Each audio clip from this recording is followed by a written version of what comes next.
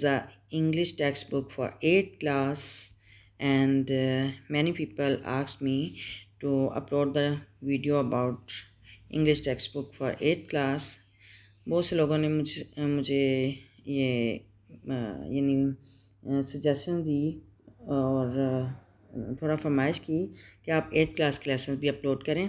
तो यहाँ पे मैं 8th क्लास के स्टूडेंट्स के लिए इंग्लिश की टेक्स्ट बुक जो है उसके लेसन्स जो हैं वो reading, translation, words meaning, pronunciation, each and everything you have find. Okay, तो वो मैं इसके लेसन्स यहाँ पे अपलोड करूँगी और मुझे खुशी होगी आप यानी आप यहाँ से अगर सीख रहे हैं तो मुझे खुशी होगी। ठीक है, तो देखते हैं, फर्स्ट लेसन देखते हैं।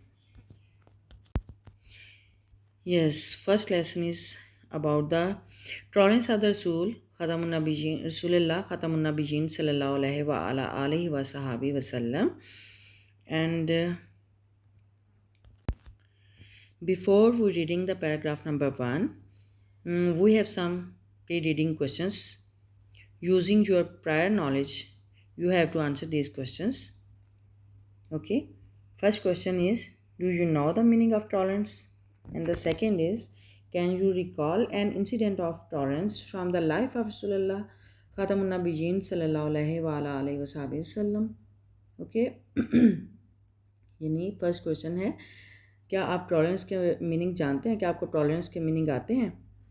और सेकंड क्वेश्चन है कि क्या आप रसूलुल्लाह सल्लल्लाहु अलैहि वसल्लम की लाइफ से, उनकी ज़िंदगी से कोई बुर्दबारी की कोई वाक़या उसका आप बता सकते हैं? ठीक है, तो मुझे खुशी होगी अगर आप कमेंट बॉक्स में इसका आंसर करें, तो मैं आपको वेल डन, बेस्ट, गुड के यानी कि कमेंट से आपको रिप्लाई करूँगी। ठीक है, तो let's start our reading of paragraph number 1. Tolerance means to bear pain or hardships with patience. Tolerance means बुर्दबारी. टॉलरेंस का मतलब है बुर्दबारी. बुर्दबारी का मतलब है टू बेयर पेन और हार्डशिप्स. बेयर बर्दाश्त करना, पेन तकलीफ़ और हार्डशिप्स मुश्किलात. यानी तहम्मुल का मतलब है तकलीफ़ या मुश्किलात, तकलीफ़ें या मुश्किलात बर्दाश्त करना. विद पेशेंस, सब्र के साथ. पेशेंस का मतलब होता है सब्र करना. बुर्दबारी या तहम्मुल या बर्दाश्त का मतलब है तकलीफ़ें या मुश्किलात को सब्र के साथ बर्दाश्त करना. ठीक है. It also means to bear things you do not like. It also means, इसका ये भी मतलब है टू बेयर थिंग्स कि उन चीज़ों को बर्दाश्त करना, यू डू नॉट लाइक, जिन्हें आप पसंद नहीं करते. इसका ये भी मतलब है कि उन चीज़ों को बर्दाश्त करना जिन्हें आप पसंद नहीं करते. ठीक है.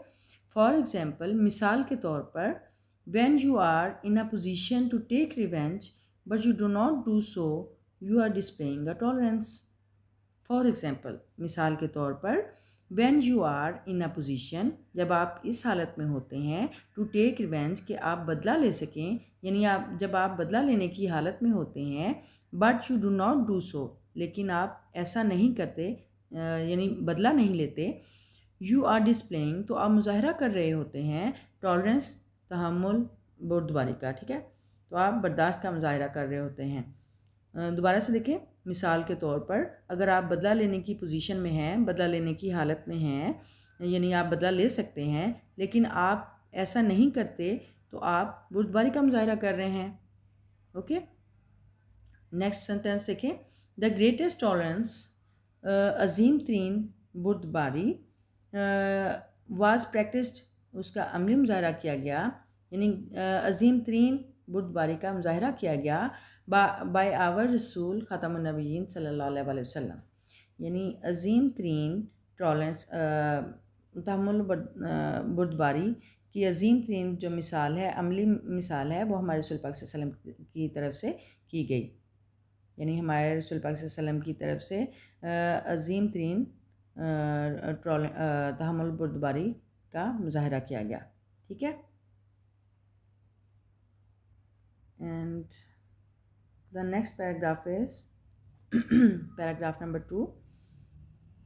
द रसूलुल्लाह ख़ातमुन्नबिय्यीन सल्लल्लाहु अलैहि वसल्लम is a model of tolerance.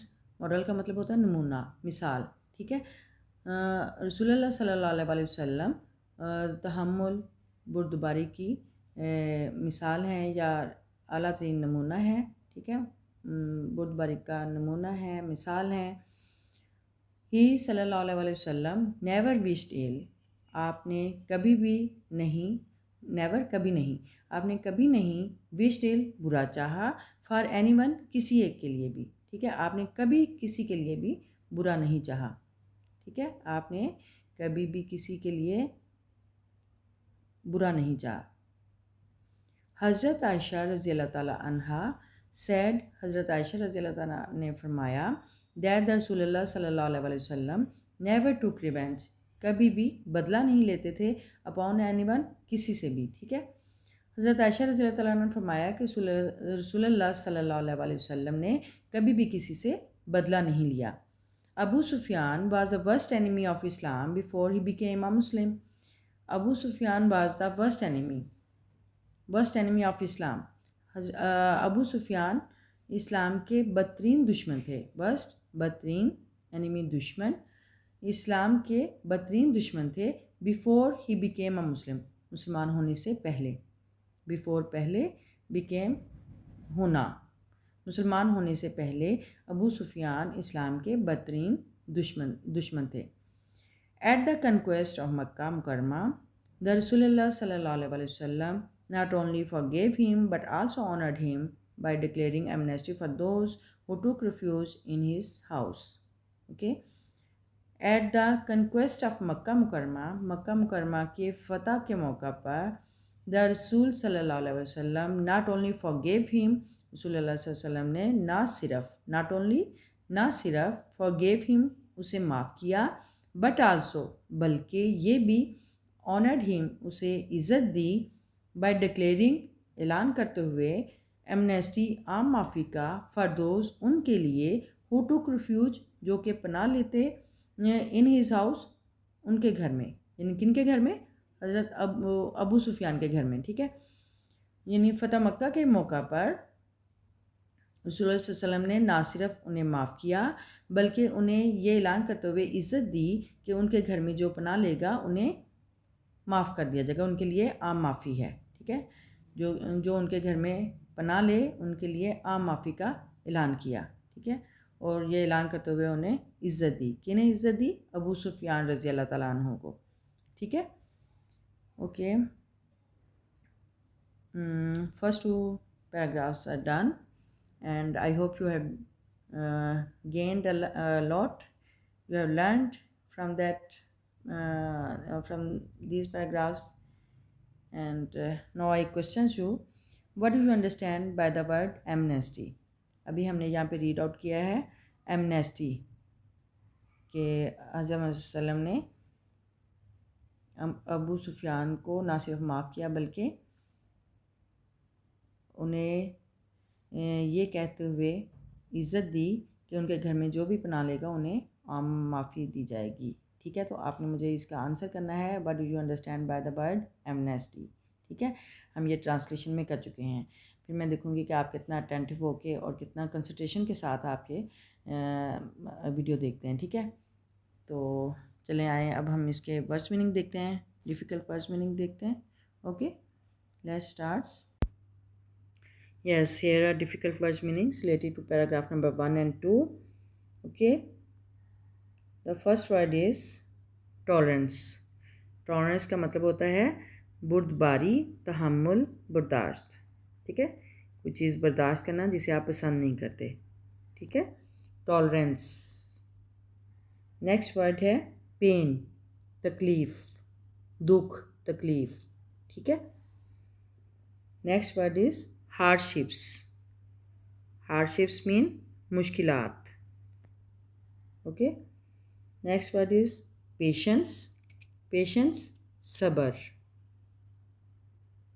Beer बर्दाश्त करना, डिस्प्लेइंग मुजाहिरा करना, यानी हमने मश करना, मुजाहिरा करना, डिस्प्लेइंग ज़ाहिर करना, मुजाहिरा करना, ठीक है। अच्छा, the next word is greatest. अजीम तरीन, ग्रेटेस्ट अजीम तरीन, आला तरीन, ठीक है। प्रैक्टिस्ड, अमली मुजाहरा किया, यानी इसका अमली मुजाहरा किया, सेकंड फॉर्म है ना प्रैक्टिस्ड, तो हम यहाँ पे करेंगे अमली मुजाहरा किया। अगर प्रैक्टिस होता वर्ड जो फर्स्ट फॉर्म होती है तो हम इसका मीनिंग करते अमली मुजाहरा करना, ठीक है। तो प्रैक्टिस्ड है तो इसलिए हमने अमली मुजाहरा किया। Next word is model. Model का मतलब होता है नमूना, मिसाल, ठीक है। नेक्स्ट वर्ड इज़ विश्ड इल, बुरा चाहा, विश्ड इल बुरा चाहा, बुरा चाहना किसी का। अच्छा, रिवेंज बदला लेना, रिवेंज बदला लेना। अच्छा, एक वर्ड होता है इवेंज।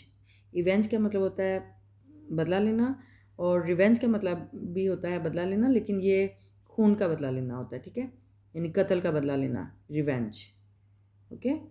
अच्छा, नेक्स्ट है कन्क्वेस्ट। कन्क्वेस्ट मीन फतह। Next word is enemy. Enemy mean दुश्मन। नेक्स्ट फॉरगिव, माफ़ किया, माफ़ किया, ठीक है। फॉरगिव, फॉरगिव, फॉरगिव, फॉरगिवन, ठीक है। ये सेकंड फॉर्म है forgive. The next one is honoured. Honoured mean इज़्ज़त दी, ऑनर्ड इज़्ज़त दी, ठीक है। ये हम वर्ब के तौर पे यूज़ कर रहे हैं, तो वैसे ये एडजेक्टिव होता है ऑनर, तो ये वर्ब के तौर पे भी यूज़ होता है, ठीक है। अच्छा, और next one is declaring. Declaring mean ऐलान करते हुए। And the next one, last one is amnesty. Amnesty mean आम माफ़ी, ठीक है, माफ़ी, आम माफ़ी, okay. Okay students, I hope you have learned, and you should learn the practice words meaning by memorizing, and also learn the spelling of the difficult words, okay। और जब आप वर्ड्स मीनिंग अच्छे से याद कर लोगे, इनके स्पेलिंग अच्छे से याद हो जाएंगे, तो आपको ट्रांसलेशन करने में दुश्वारी नहीं होगी, ठीक है। आपको ट्रांसलेशन में आसानी होगी, और सबसे पहले आप वर्ड्स मीनिंग जो हैं वो याद किया करें, ठीक है। तो अगर आप इस चैनल पे नए हैं तो इंग्लिश ट्यूटर को सब्सक्राइब कर दें, और अगर वीडियो पसंद आई है तो इसको लाइक भी कर दें, कमेंट करें आंसर करते हुए, ठीक है, और शेयर भी कर दें, okay. Okay, see you in the next video. अल्लाह हाफ़िज़।